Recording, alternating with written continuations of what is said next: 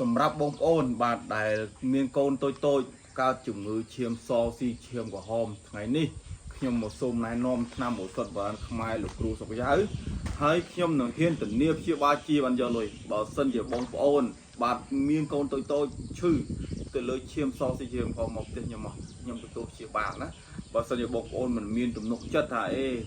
นำนี่กับกายทำนกก็มันกับกายให้เราไปพอแต่มันเมียนสมุดพอខ្ញុំទទួលបានភាពជោគជ័យច្រើនជាមួយនឹងលោកពុកខ្ញុំដែលទៅជាបាលជំងឺឈាមសស៊ីឈាមក្រហមនេះហើយបច្ចុប្បន្ននេះខ្ញុំក៏ទទួលបានជោគជ័យទៅលើឱកាសព្យាបាលជំងឺឈាមសស៊ីឈាមក្រហមនោះទៀតដែរអញ្ចឹងថ្ងៃនេះខ្ញុំធ្វើវីដេអូនេះខ្ញុំចង់ឲ្យបងប្អូនជួយ share គ្នាដើម្បីចែករំលែកបាទយើងจะต้องដូចជាធ្វើបុណ្យអញ្ចឹងបងប្អូន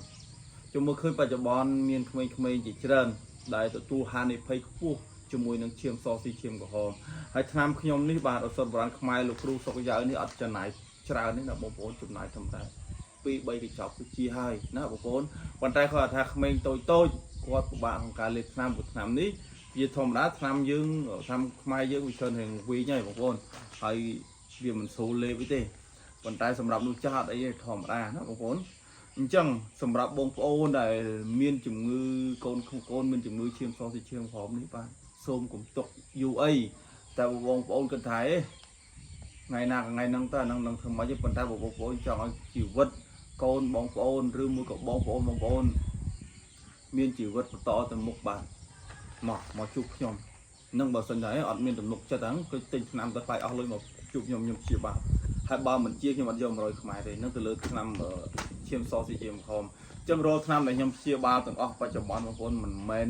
ចេះតែនិយាយមិនមែនចេះតែអូទេខ្ញុំហ៊ានទទួលព្យាបាលជំងឺអងថ្ងៃនេះទៅលើថ្នាំដែលខ្ញុំផ្សាយពិសេសដូចជាជំងឺរដូងបាតនេះបច្ចុប្បន្នខ្ញុំបើនិយាយទៅខ្ញុំប្រោតខ្លាំងលើរដូងបាតដោយសាររដូងបាតបច្ចុប្បន្ននេះគឺមិនមានបើនិយាយថា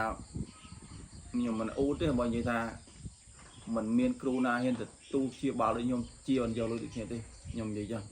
ហើយមិនមែនជាតែព្យាបាលឲ្យទៅរុយផ្ដៃបងប្អូនត្រូវការមើលថែ7-8ថ្ងៃដូចគ្នាចឹងសូមអរគុណបាទប៉ុណ្ណឹងបានចឹងសម្រាប់បងប្អូននឹងសង្ឃឹមបងប្អូននឹងជួយ share របស់គ្នាបាទ